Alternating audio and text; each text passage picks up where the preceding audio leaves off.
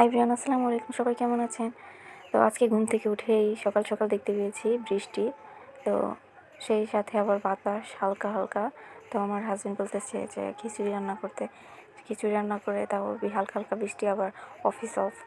তো বৃষ্টির দিনে খিচুড়ি খেতে অনেক ভালোই লাগে, আমারও অনেক ভালো লাগে। কে কে খিচুড়ি খেতে বৃষ্টির দিনে পছন্দ করেন কমেন্টে জানাবেন।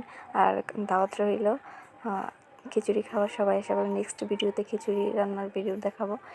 কোন কোন জায়গায় বৃষ্টি হচ্ছে আজকে তা কমেন্টে জানাবেন। সবাই ভালো থাকবেন। আল্লাহ হাফেজ।